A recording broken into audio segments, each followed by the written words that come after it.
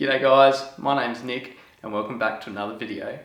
So in today's video I'm going to be talking about one of the big issues that the Isuzu Mu-x and the D-max face at the moment. So I seem to be seeing a lot more of this issue going around the internet at the moment, and I really wanted to do this video today just to talk about what the issue is and also my beliefs on why this issue is occurring and how we can prevent it from happening. So we'll jump over to the vehicle and we'll get stuck into it. So the issue I'm talking about today is the engine bay cracks in the Isuzu Mu-x and the D-max. Now what actually happens, if you haven't seen this issue before, is in the bodywork, in the panel work of the Mu-x and the D-max in the engine bay, what happens is you'll see cracks appear through the panel work.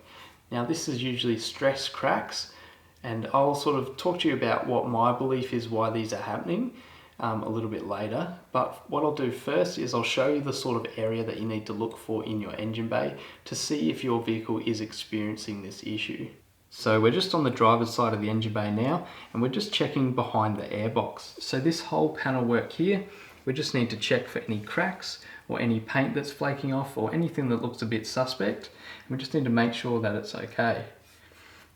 And it all looks okay on my car, so now what we'll do is we'll jump over to the other side of the engine bay and we'll check that side as well.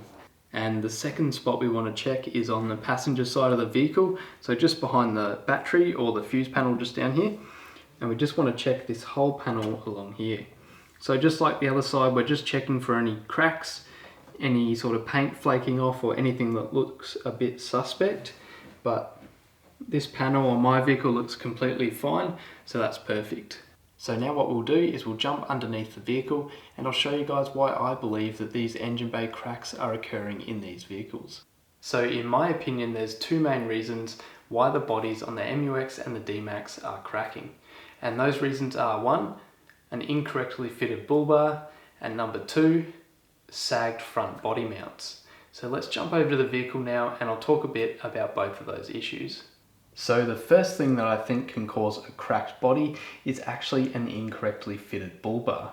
Now the reason being is that the bull bar is solidly mounted to the chassis and the body sits on rubber cushions or rubber mounts on top of the chassis to absorb the bumps. So that means that the body actually moves separately to the bull bar. So that is why through here we need to either have a rubber infill piece and a gap, or we need to have a large enough gap here to allow for that movement without the bull bar contacting the body.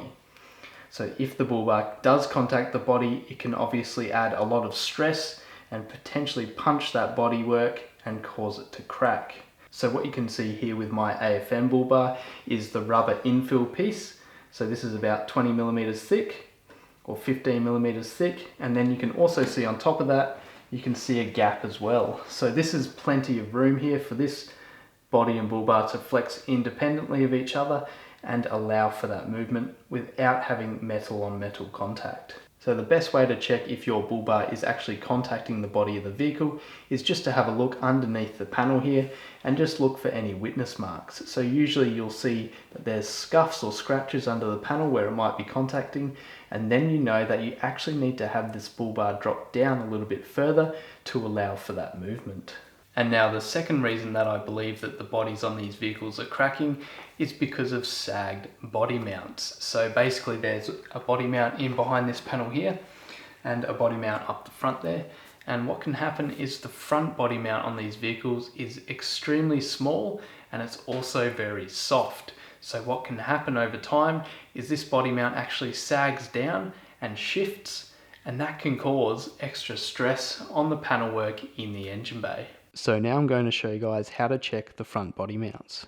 So we're just under the front of the vehicle now, and I was able to gain access by removing my front bull bar wing panel here. If your vehicle is standard, you may need to remove the inner guard liner, which is just a few plastic push rivets and some 10mm screws. So now I've removed both of these wing panels, I'll show you guys what to look for when you're checking your body mounts. So what you can see here is my front passenger body mount. Now this body mount was actually replaced by Isuzu under warranty under 15,000 kilometers ago. So you can see the rubber grease here, and you can see a bit down here, which is perfectly fine. But what you'll notice is this large crease through the body mount. And you can sort of see if you look at it that the body mount is actually starting to sag down on this side, and it's a bit extended on this side, and it's sort of shifting over as well. So after 15,000 kilometers, this body mount is already stuffed and it really needs to be replaced or upgraded. So now what you can see is the front body mount on the driver's side. Now this is the original body mount and it's been in the vehicle for about 100,000 kilometers. And what you can see is that it does have a crease through it. It's also starting to sag down, but it's also a bit misshaped, so it's sort of pushing off to one side. So I do believe that this is the main issue that is causing these bodies to crack, is the sagged and sort of creased and shifted body mounts, because it's putting added stress on that panel work and causing them to split. So what I'm going to show you as part of today's video is how we can upgrade the front body mounts on the MU-X and the D-max to a thicker, more solid mount. So what we can actually do to prevent this issue from happening is we can upgrade the front body mounts on the vehicle to Holden Colorado body mounts. So because the Holden Colorado is basically the same chassis and body, we can upgrade the mounts to these Holden Colorado ones because they are a lot thicker and also a lot stronger. So to carry out this upgrade, what you'll require is a upper body mount and a lower body mount that comes with this steel spacer. So you can reuse the bolt, which is perfectly fine. And what I'll do now, guys, is just show you guys the part numbers for both of these, and I'll also drop them down in the comments and description so you guys can go to Holden, grab yourself some body mounts and carry out this upgrade yourself. So these are the two parts you'll require here. So you'll actually require 2 of these and 2 of these to do both sides. Alright guys, so now I've talked to you about how we can upgrade these body mounts to the Holden Colorado body mount. What I'm going to show you is exactly how to replace these mounts and what tools you'll require. So the tools we'll need is a floor jack, we'll need a 480mm long piece of timber, we'll also need the body mounts that we're going to upgrade to, so the Holden Colorado body mounts. We'll need a 17mm spanner, a 14mm spanner, and also a little 7mm spanner to carry out the job. So the first step to replacing the body mounts is we need to loosen this 14mm nut off of the bolt. So you can hold the bolt from this 7mm shaft here, or on top of the bolt is actually a 17mm head. So you just need to get to that up in behind this panel here, and you'll be able to get a 17mm spanner on there. So I've got the 7mm on the bottom there and the 14mm on the nut. We'll just loosen that off. There we go. There we go. Let's put that nut aside, and now we'll see the lower cushion comes off, and we can put that aside. And now you can see this bolt's loose, so what we can do is we can take that bolt out from the top. So that just pulls out from up the top there, and we can put that aside as well. So now I'm going to do the same to the other side. I'm just going to get my 14mm spanner on there and my 7mm on there, and just loosen that nut off.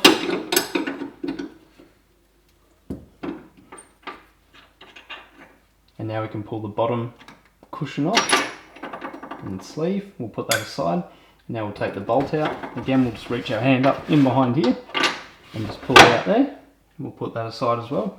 And now you can see that both of our body mounts are still between the body and the chassis, but we've taken off the lower cushion and the bolt. So what we need to do now that both our front body mounts are loose and the bolts are removed is now we can use our jack and block of wood under the body panel here to jack this up.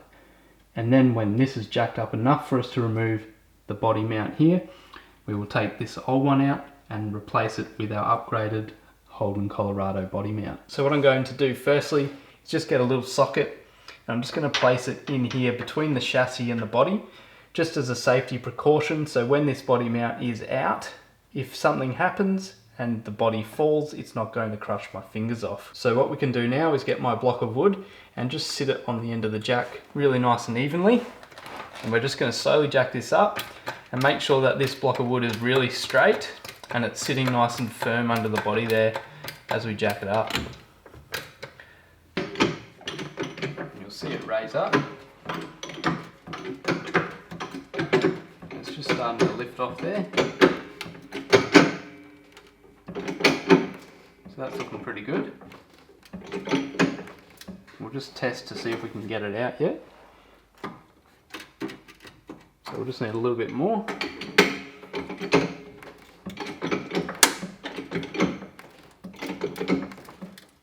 There we go. Perfect. So now we've removed the older Isuzu one, we can put the Holden Colorado one straight in the same spot. We'll just sit that in there. So we might need to just go up just a little bit more because that Isuzu one is quite sagged. So just go up just a little bit more. There we go. Sit that in there. Now we'll just slowly lower this down.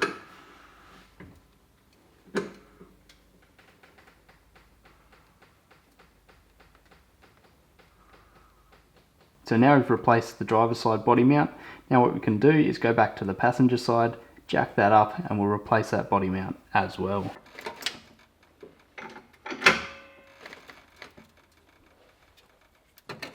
There we go.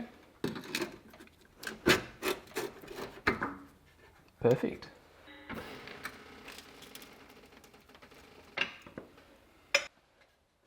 Now I'll fit the lower cushion. There we go. And we can start to tighten. Perfect. And now I can just do the same for the driver's side. So I'll fit the cushion and the sleeve, and also fit my bolt to the top. Let's go through here and put the nut on, and then we'll tighten this all down.